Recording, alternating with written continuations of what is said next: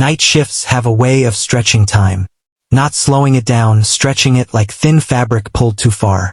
Minutes feel long, but hours disappear without leaving memory behind. You stop trusting clocks. You stop trusting your own sense of order. Everything becomes routine, and that routine is the only thing holding your mind together. I had been working night shifts as a nurse for almost 3 years by then. Medical ward, second floor. Old building, narrow corridors. Fluorescent lights that never fully stop buzzing, even when they're turned off. That night started like every other. Low patient count. No emergencies. The kind of shift supervisors call easy. Even though easy nights are the ones where your thoughts get loud. Room checks every hour. Medication schedules printed and taped to the cart. The smell of disinfectant soaked into my clothes so deeply that I couldn't smell anything else anymore. Not coffee. Not food. Not even myself. And then there was room 7. Everyone knew about room 7. It had been officially closed for renovation months ago. Leaking pipes, damaged wiring, that's what the paperwork said. The door stayed locked. The lights were always off. No patient charts. No assigned staff. Just an empty room behind a closed door. During night shifts, I passed it dozens of times. Sometimes I didn't even notice it anymore. Just another door in a long hallway of doors. Until that night. It was a little after 2:30 a.m. The quiet hour. The time when even the machines seemed to breathe softer. I was pushing the medication cart back toward the nurse's station when something caught my eye. Not movement, exactly, but light. Pale glow. Coming from the small glass window set into the door of room 7. I stopped walking. At first, my brain tried to correct it automatically. Reflection. Light from another room. Fatigue. Hospitals teach you to doubt yourself before you question the environment. But the glow didn't flicker. It didn't shift when I moved. It was steady. Room 7's light was on. I stood there longer than I should have, staring through the small rectangular window. The glass was old and slightly cloudy, but I could see enough. The light inside wasn't bright. It was dim, like someone had turned it on and then decided they didn't want it to be noticed. I remember thinking something incredibly stupid and incredibly human. Someone forgot to turn it off. That explanation felt safe. I checked my watch. 2:34 a.m. No alarms. No calls. No footsteps. I unlocked the door. The hinges creaked softly as I pushed it open. The room was dark. Completely dark. No light. No glow. No. I stood in the doorway, confused, waiting for my eyes to adjust. Hospitals have a specific darkness. Not black, but gray. Like the room itself is holding its breath. The first thing I noticed wasn't the silence. It was the bed. The only bed in the room. The sheets were wrinkled.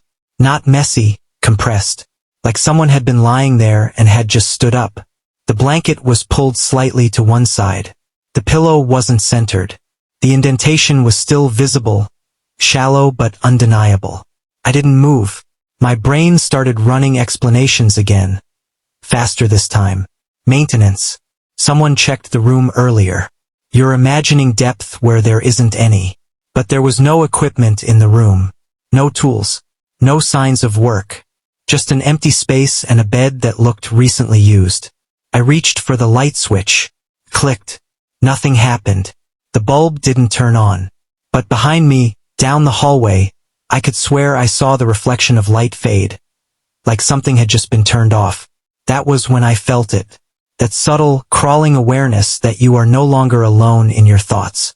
Not fear yet. Just the quiet realization that something about this situation did not belong to the category of mistakes.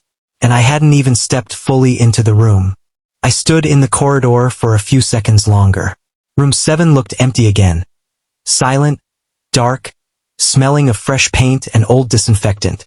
I locked the door and went back to the nurse's station.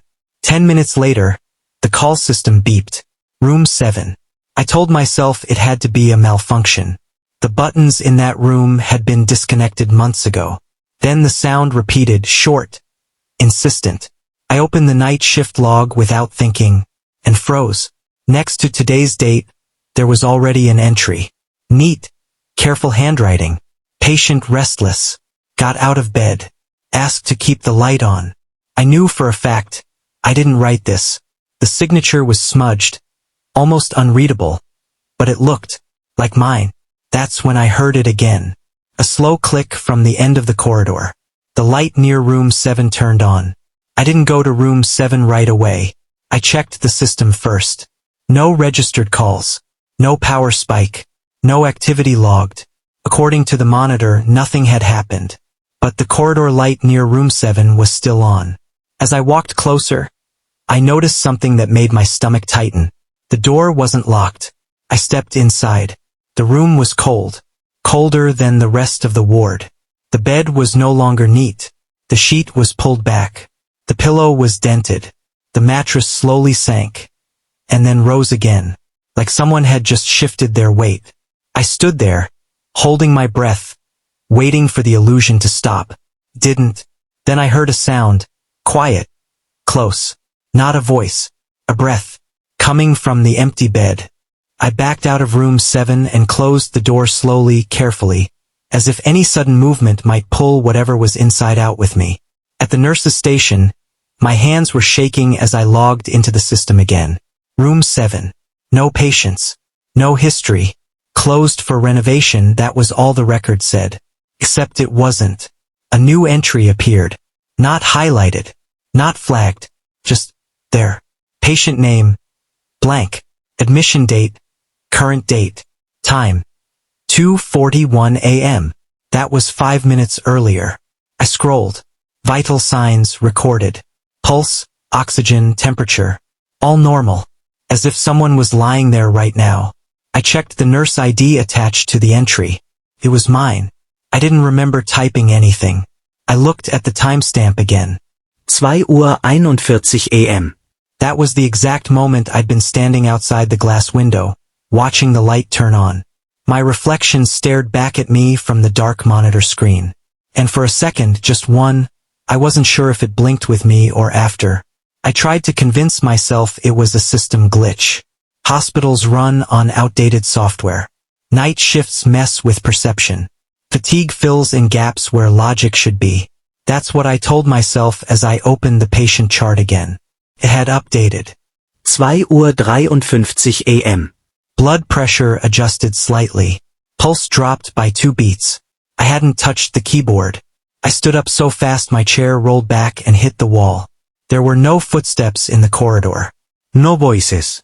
Just the low hum of fluorescent lights and the distant beeping of machines. I checked the security cameras. Hallway outside room 7 empty. Camera inside room 7, offline. That one had been disabled years ago, according to maintenance reports. Still, I rewound the hallway feed. At 2:47 a.m., something flickered near the door. Not a person. Not exactly movement. More like the light itself bent, as if someone passed through it without casting a shadow. I watched it 3 times. Each time, my chest tightened, because the timestamp lined up perfectly with the next chart update. Someone or something was still being monitored. Not by cameras. By me. I checked the medication log. A single line had been added. No drug name. No dosaje. Just a note in the comments field. She wakes when you notice her. My mouth went dry. I hadn't typed that. But the nurse ID was mine again. I pushed back from the desk and looked down the corridor. Room 7's door was still closed. The light was off. Everything looked normal. That was the worst part. Because deep down, I understood something I hadn't wanted to admit all night. Whatever was assigned to room 7 didn't need the light on to be awake. And it didn't need permission to be there. My shift ended at 6 a.m. The sky outside the windows was turning gray, that dull color that feels neither like night nor morning. The hospital grew louder. Carts rolling, voices returning, the building waking up. I stayed at the desk longer than I should have. I kept staring at the patient list. Room 7 was still there. Not highlighted. Not flagged. Just present. I clicked on her chart one last time. No name. No photo. No admission date. But the status field was filled in. Condition. Stable. Monitoring active. Under assigned nurse. My name was still listed. I removed it. At least I tried to. The cursor blinked. The field cleared. Then my name appeared again, letter by letter, as if someone were typing it back in real time. I felt a strange pressure behind my eyes, like a headache forming without pain. That's when footsteps stopped behind me.